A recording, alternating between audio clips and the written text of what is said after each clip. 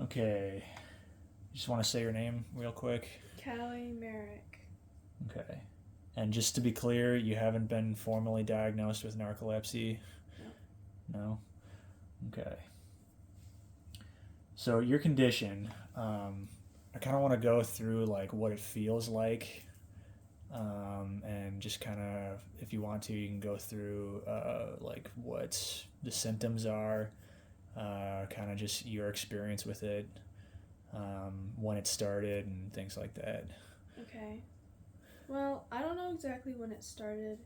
It's been happening throughout high school. I've been out of high school for about 2 years now. Mm-hmm. It's not been getting any better. Um, what it involves is more just like an overwhelming sense of exhaustion, but I can't really stop it from making me sleepy. The more I fight it, the more it's just gonna make me fall asleep. It usually is triggered by high emotion, like anger or sadness or just excitement, even. I just get super overwhelmed really quickly and then I'll just fall asleep. Um, Mm-hmm. the beginning of my episodes usually start with a lot of, I call them yawn attacks, just because I can't stop yawning when it happens. Mm-hmm. Um, and then I'll eventually fall asleep. I don't let myself fall asleep though, but once I do, it only lasts like 2 to 5 minutes. And when I do wake up, I have a huge headache and it kind of expands throughout my whole body, just like a groggy, achy feeling. Mm-hmm. And what I've been told, which makes the most sense to me, is that there are like 3 stages of sleep. Mm-hmm. And I go from the first stage to the third stage so quickly, and you usually ride up the stages when you wake up. I don't do that. I go from stage 3 to stage 1, and then I'm up, and it just hurts my body too much. Mm-hmm. So I'm really achy. And time does get drawn out. When I fall asleep, it will feel like I've been sleeping for like half an hour when it will have only been like 2 minutes, which is really frustrating. Mm-hmm. Yeah. Yeah. So when you say you can't fight the attacks, or the more that you fight them, you said like the worse it gets. Yeah, because like you're using your energy to try and do something that is taking energy from you. Mm-hmm. So it's more just like adding more energy to Mm-hmm. the falling asleep. Yeah. You know, it's just adding more fuel. Okay. So it doesn't help. Yeah, yeah. So when you start to feel an attack come on, how long does it take before like you fall asleep? Um, maybe like 2, 3 minutes. Okay. During the time when I'm trying to fight this sleep, I can't really process things around me. Like if I'm watching something, Mm-hmm. it happens especially where I'm in and out of consciousness. Like I can't really remember what I'm watching or what I'm doing. Uh-huh. And then once I fall asleep and I wake up, it'll still, like what I'm watching will still be going, but it'll only be like 2 months or 2 minutes past. Mm-hmm. And so then I have like this episode of confusion, and then I just like remember what I'm doing, where I am, and then I'm like, oh shoot, I have to get up and move. Mm-hmm. Or else I'll just keep falling asleep like that. It doesn't stop unless I'm moving. Okay. Um, about how often do they occur? Like, have you had, like, I guess how many attacks would you say you've had? I know you said before that it was like, not really that often, but like, is it more like on a certain day or at a certain time of day, or like are they chronic, like monthly? It really depends on what I'm doing during the day. Mm-hmm. Like I said, it happens during high emotion. So if I'm having a normal day, I guess I won't have that many attacks unless I'm sitting and not moving for a long period of time. Then Mm-hmm. I'll start to fall asleep. Mm-hmm. Or like doing something, I'll get tired, but then I move around and it'll be a little easier. Mm-hmm. So they're pretty regular then. Yeah. Okay. Yeah. Did you say like daily or weekly? Daily. Yeah, it's Okay. a daily thing. Okay. Are there any like particular experiences that stick out? Like, has this ever happened like at a strange time? Yeah. It wasn't. Yeah, it was more like I was being active and then I like passed out sort of. It was a really strange experience, which is why I decided to try and study this, because I realized it was more severe than just a regular sleepiness. Mm-hmm. I think I was just like babysitting, and I didn't really want to babysit, which may have been the reason it was triggered, but I was playing a card game and I was tilting up against a chair, and then I fell asleep and I like almost fell in the chair. Oh. So I was like mid-balance in a chair and I fell asleep and I like You just completely just toppled over? No, or? I went forward. Oh. So I kind of caught myself, but I was still asleep by the time I was on the ground. Yeah. And I was really confused. Yeah. So. Okay. So it came on pretty fast on that one. Yeah. I mean, I could feel it creeping up, but I thought since I had something important to do, it wouldn't happen, but it did. Yeah. So. Yeah. And you said you have gotten a couple of like medical opinions on this. Mm-hmm. And what did that entail, I guess? Did they do sleep studies on you or? No, I never got to a sleep study because it takes a lot of trouble to get to that point. But one of the main things they did say that highlighted for me was that in narcolepsy, when you do fall asleep, it's supposed to be like a rejuvenating, refreshing feeling. Mm-hmm. And that doesn't happen to me. It's the complete opposite. Like, I'll feel worse falling asleep and waking up. Okay. Which means it's more of a brain thing. I think narcolepsy is a brain thing, but it's supposed to be a good feeling when you're asleep, which is why most people wouldn't fight it. But I do fight it because it's such a painful awakening. But okay.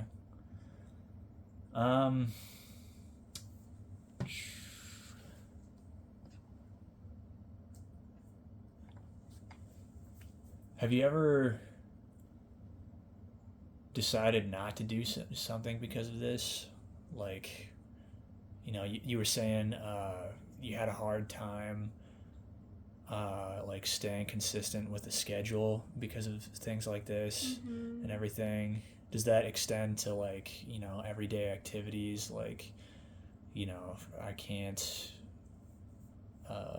go swimming or like something like that, or like even driving. Like, does this affect driving a lot? Yeah. I don't drive very often, but when I do, I'm usually nervous, but then being nervous causes a lot of exhaustion. I imagine in the future when I become more comfortable behind the wheel, I may fall asleep, which is my fear, because you shouldn't fall asleep behind the wheel. Yeah. Also, just studying for things that are important. I can't sit behind a screen and study because, nobody wants to study, but my brain and body take that and just run with it. Yeah. Like, if I don't want to do something, I can't stop myself from falling asleep. Which draws back to high school. During every period of school, I would fall asleep. It didn't matter what it was. It could be gym. At the beginning where you're sitting down and everyone's talking about what's going to happen today. And I just start drifting off 2 minutes in. Yeah. Which was really embarrassing. And I didn't know it was an actual problem then. So I just tried to brush it off. Yeah. I fell asleep during every period in school. Yeah. So, yeah. I bet that kind of puts the brakes on a few things. Yeah. Wrenching the gears, so to speak. That could be another answer to your question. It stopped me Yeah. from being able to Yeah. study or pay attention in school or Yeah. Like honestly going to college. Yeah. yeah. Yeah, you kind of have to, sit through like a 2 hour lecture or whatever. And I can't do that. Oh, I Yeah. have a good example. Yeah. I was chosen for jury duty Oh, yeah. at the beginning of this year. Yeah. And I realized I wouldn't be able to do that because I would fall asleep. Yeah. Which is very unprofessional. Yeah. So I had to. Especially when you're deciding the innocence or guilt of like a murder Exactly. or something. So I had to opt out of that because I knew for a fact I would fall asleep. It doesn't matter how important it is. The more important the situation, the more likely I am to fall asleep because my brain is just trying to like calm itself down, but it just gets worse because I'm having high emotion. Yeah. So you say it's probably stress based then? Definitely. I think it's a coping mechanism. Yeah. But it's an unconscious one, and once my body figured out it could do that, it just decided it's going to do that every single time. Yeah. Okay. So it's kind of like it's psychosomatic in a sense where like your body just kind of runs away with you. Yeah. You know? I fight it, but it doesn't really help anything. I'm just if I fight it enough, I can hear things around me. It's just like I can't control. It's like a sleep paralysis. Yeah. Sort of. And I'll be in and out of consciousness. But once I'm up again, I'll just like be super achy and groggy and I feel almost sick. And I just have a headache. Okay. And they've excluded you from a sleep study, or they're not doing it yet, is what you're saying. Okay. They said they would, but I think we dropped it because it was just not serious enough to them. Yeah. Okay. I disagree with that. Well, I think I figured out what it was. It was narcolepsy. There's not much they could do for me if it wasn't that. Yeah. Which I understand. I think it's more mental than it is physical, but it has such a physical effect on my body that you could mistake it for disorder. Yeah, and that line gets blurred a lot, I know. Yeah. Like especially in the DSM, like especially in the newer versions of the DSM, there's a lot of diagnoses that I wouldn't say they're unreliable, but like there's not really like straight lines between them. There's not like a mathematical way that you can diagnose a certain disorder, so it gets a little tricky when it's not traditional. Yeah and like narcolepsy, like it's already so hard to I've heard people with actual narcolepsy had such a hard time getting diagnosed with it. So imagining my situation, I don't think I could ever get to that point because as far as I've heard, the only thing you can really treat narcolepsy with is stimulants, which is pretty intense for me. I don't want to. You want to do meth? No thanks. I'm good. So. Yeah. So that's part of like why you kind of just dropped it and everything. Yeah, just trying to keep moving, even though there is an actual problem behind it. Yeah. But I'm not a very active person, so that could also be related. Yeah. Okay. Just trying to see if I have anything else.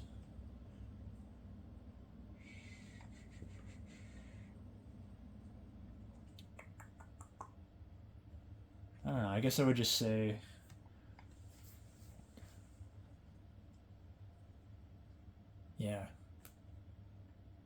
it's a very strange condition. I would say that I do think like it is narcolepsy, because in my mind like narcolepsy is just like having sleep attacks, and that I think that kind of should be the diagnoses. Maybe a neurologist would like disagree with me on that because maybe it like uses different parts of the brain or whatever, but like I don't know. I think at some point you should pursue like a formal diagnosis, and I'm getting on a soapbox here, but like, you know, it might be difficult to hold down a job, Yeah. you know, and everything, and it might just be one of the challenges and stuff. I mean, unless you like really love what you're doing, or if it's like a simple job Right. where, you know, you're just kind of doing, you know, whatever, like craftsman type stuff, or like, Mm-hmm. you know, I mean, data entry, it's already boring as hell. Like, you'd probably be in and out of consciousness on that one. Yeah.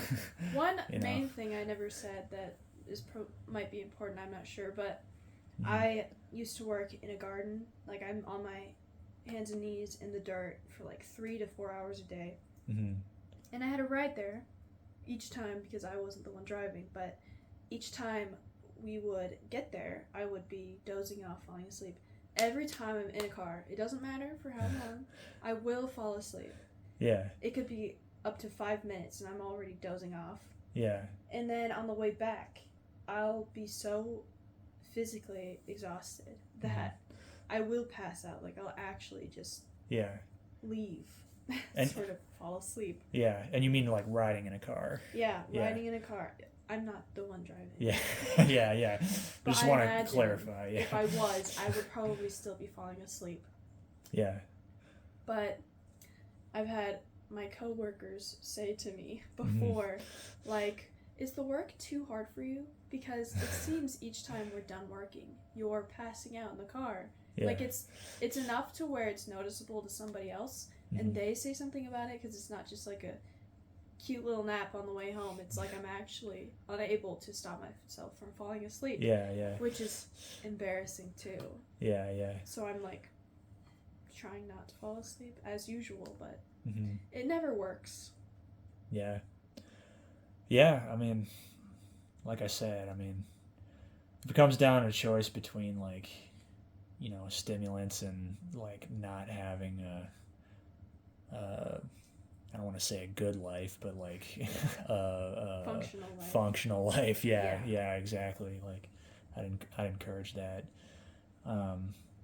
Is there anything else like you'd want to say about it, or like? Well, I don't know if it's too personal or irrelevant to say, but I do have complex PTSD, which does play a huge part in the lifestyle I live.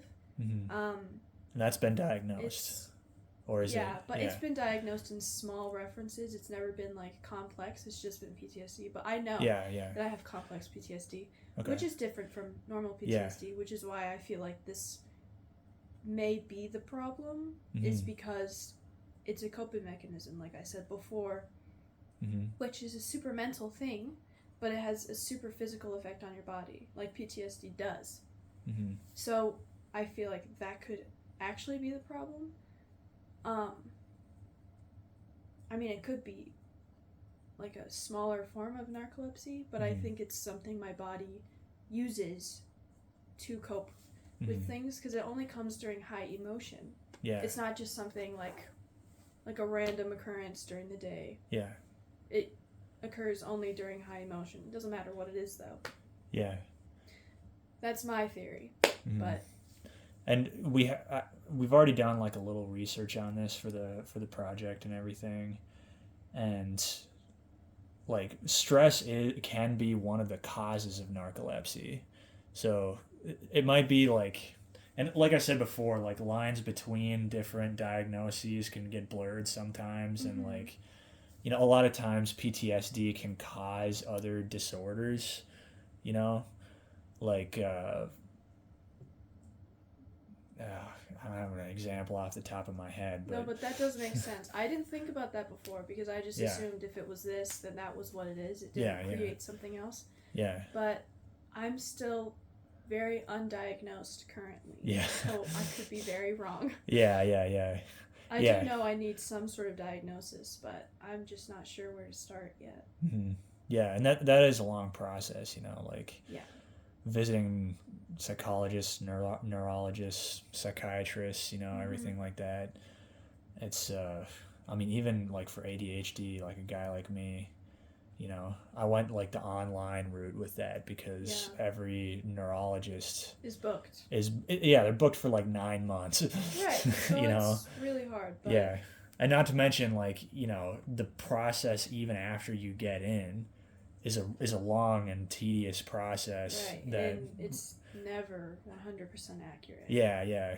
And it's like you're kind of just like Questioning it for yeah.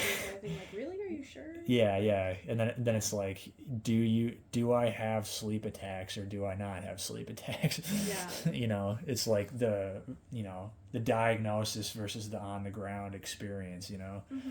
and like, you know, yeah, I empathize, sympathize, I guess, because I don't have narcolepsy. But you know, anyway, that's all I had. So is yeah, I mean, anything else? No. I don't think so. All right.